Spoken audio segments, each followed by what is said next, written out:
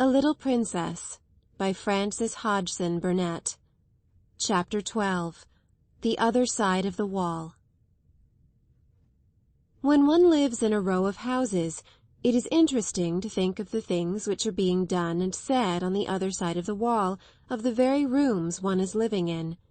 Sarah was fond of amusing herself by trying to imagine the things hidden by the wall which divided the select seminary from the Indian gentleman's house.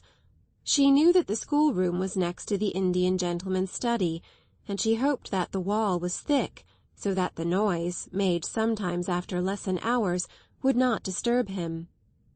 "I am growing quite fond of him," she said to Ermengarde. "I should not like him to be disturbed. I have adopted him for a friend. You can do that with people you never speak to at all. You can just watch them, and think about them, and be sorry for them, until they seem almost like relations. I'm quite anxious sometimes when I see the doctor call twice a day." "I have very few relations," said Ermengarde reflectively, "and I'm very glad of it. I don't like those I have. My two aunts are always saying, 'Dear me, Ermengarde, you are very fat, you shouldn't eat sweets.' And my uncle is always asking me things like, 'When did Edward III ascend the throne?' and 'Who died of a surfeit of lampreys?'" Sarah laughed.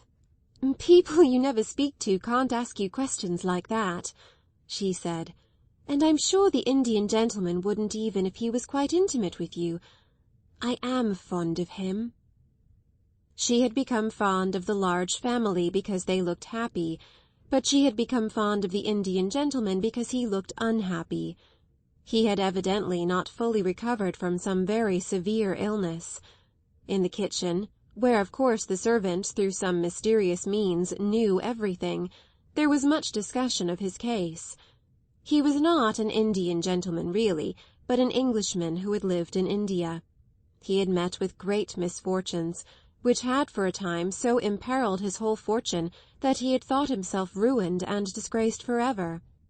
The shock had been so great that he had almost died of brain fever, and ever since he had been shattered in health, though his fortunes had changed and all his possessions had been restored to him. His trouble and peril had been connected with mines. "And mines with diamonds in 'em," said the cook. "No savin's o' mine never goes into no mines, particular diamond ones," with a side glance at Sarah. "We all know something of them." "He felt as my papa felt," Sarah thought. "He was ill as my papa was, but he did not die." So her heart was more drawn to him than before. When she was sent out at night, she used sometimes to feel quite glad, because there was always a chance that the curtains of the house next door might not yet be closed, and she could look into the warm room and see her adopted friend. When no one was about she used sometimes to stop, and holding to the iron railings, wish him good night, as if he could hear her. "Perhaps you can feel if you can't hear," was her fancy. "Perhaps kind thoughts reach people somehow, even through windows and doors and walls. Perhaps you feel a little warm and comforted, and don't know why, when I am standing here in the cold and hoping you will get well and happy again. I am so sorry for you," she would whisper in an intense little voice. "I wish you had a little missus who could pet you as I used to pet papa when he had a headache. I should like to be your little missus myself, poor dear. Good night. Good night. God bless you." She would go away, feeling quite comforted and a little warmer herself.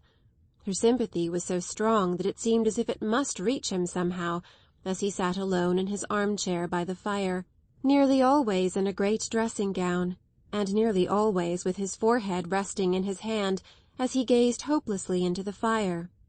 He looked to Sarah like a man who had a trouble on his mind still, not merely like ones whose troubles lay all in the past. "He always seems as if he were thinking of something that hurts him now," she said to herself. "But he has got his money back, and he will get over his brain fever in time, so he ought not to look like that. I wonder if there is something else." If there was something else, something even servants did not hear of, she could not help believing that the father of the Large family knew it, the gentleman she called Mr. Montmorency. Mr. Montmorency went to see him often, and Mrs. Montmorency and all the little Montmorencys went too, though less often. He seemed particularly fond of the two elder little girls, the Janet and Nora, who had been so alarmed when their small brother Donald had given Sarah his sixpence. He had, in fact, a very tender place in his heart for all children, and particularly for little girls. Janet and Nora were as fond of him as he was of them, and looked forward with the greatest pleasure to the afternoons when they were allowed to cross the square and make their well-behaved little visits to him. They were extremely decorous little visits, because he was an invalid. "He is a poor thing," said Janet, "and he says we cheer him up. We try to cheer him up very quietly." Janet was the head of the family, and kept the rest of it in order. It was she who decided when it was discreet to ask the Indian gentleman to tell stories about India, and it was she who saw when he was tired and it was time to steal quietly away and tell Ram Das to go to him. They were very fond of Ram Das. He could have told any number of stories if he had been able to speak anything but Hindustani. The Indian gentleman's real name was Mr. Carrisford, and Janet told Mr. Carrisford about the encounter with the little girl who was not a beggar. He was very much interested, and all the more so when he heard from Ram Das of the adventure of the monkey on the roof. Ram Das made for him a very clear picture of the attic and its desolateness, of the bare floor and broken plaster, the rusty, empty grate, and the hard, narrow bed. "Carmichael," he said to the father of the Large family, after he had heard this description, "I wonder how many of the attics in this square are like that one, and how many wretched little servant girls sleep on such beds, while I toss on my down pillows, loaded and harassed by wealth, that is, most of it, not mine." "My dear fellow," Mr. Carmichael answered cheerily, "the sooner you cease tormenting yourself, the better it will be for you. If you possessed all the wealth of all the Indies, you could not set right all the discomforts in the world, and if you began to refurnish all the attics in this square, there would still remain all the attics in all the other squares and streets to put in order. And there you are." Mr. Carrisford sat and bit his nails as he looked into the glowing bed of coals in the grate. "Do you suppose," he said slowly after a pause, "do you think it is possible that the other child, the child I never cease thinking of, I believe, could possibly be reduced to any such condition as the poor little soul next door?" Mr. Carmichael looked at him uneasily.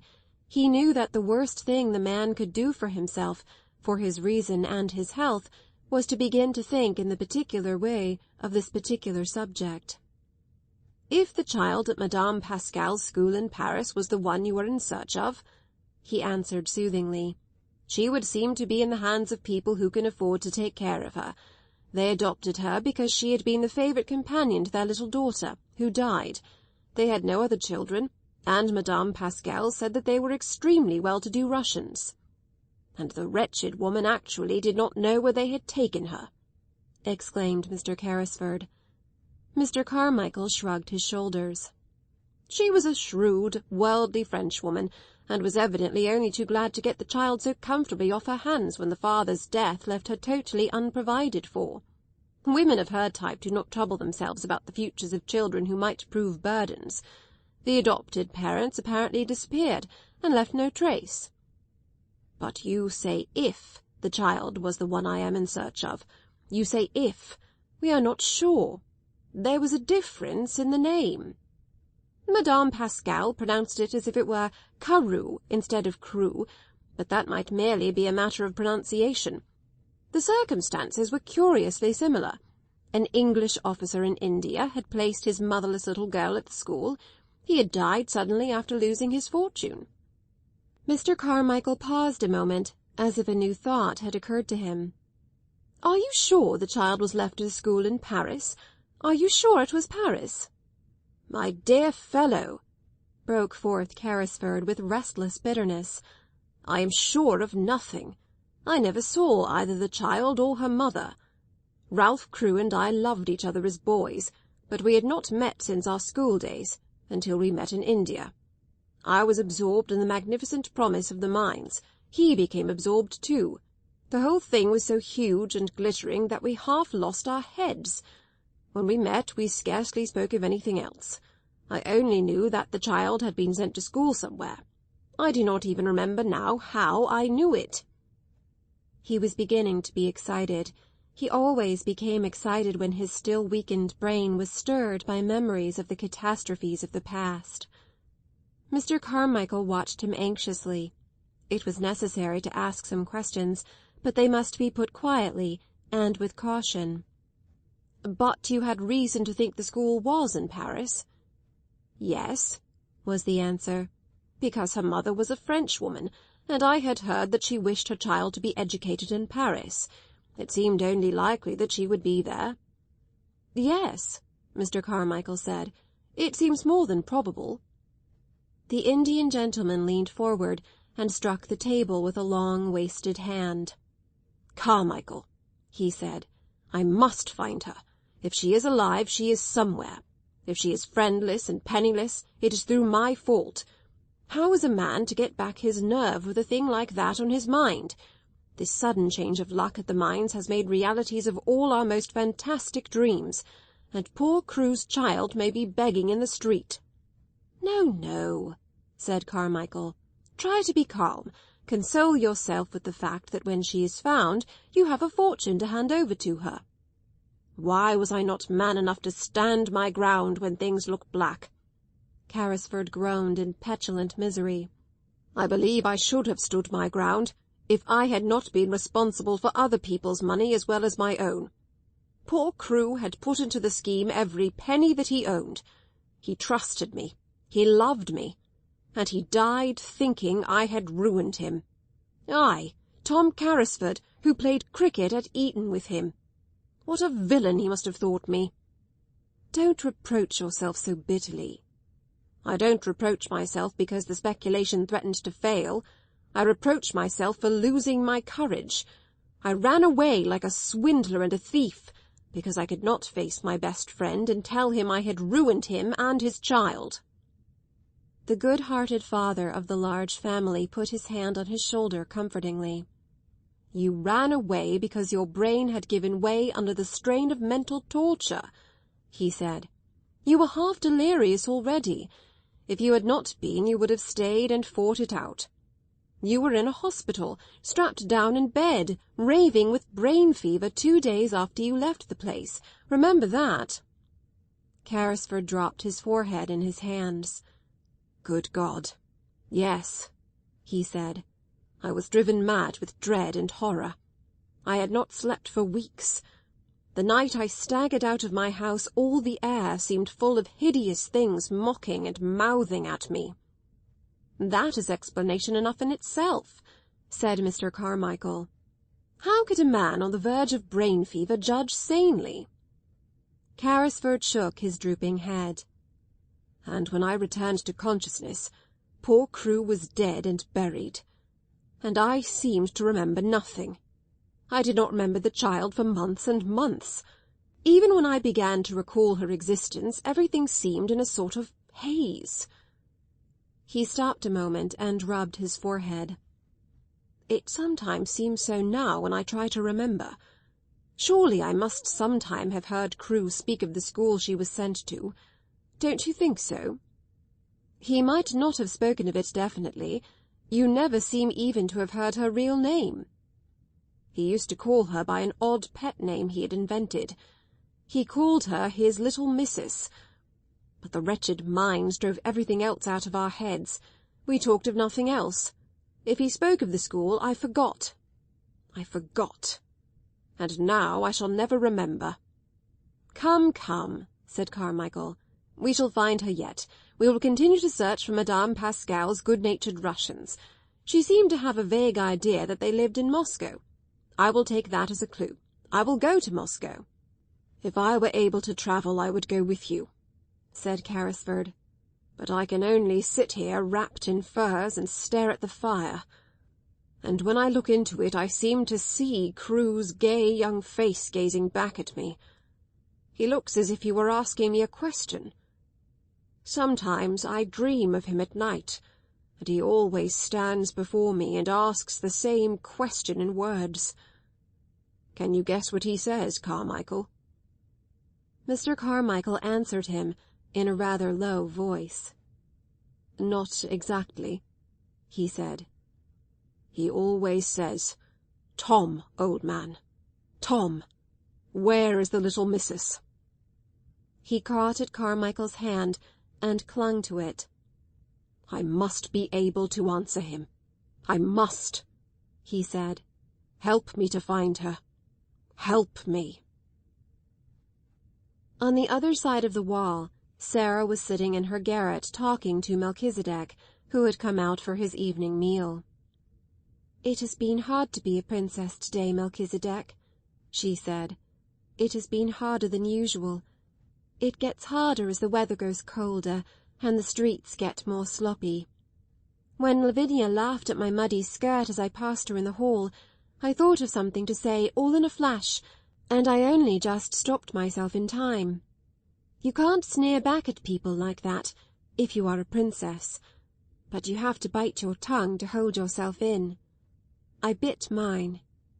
It was a cold afternoon, Melchizedek, and it's a cold night." Quite suddenly she put her black head down in her arms, as she often did when she was alone. "Oh, Papa," she whispered, "what a long time it seems since I was your little missus." This was what happened that day on both sides of the wall. End of chapter 12.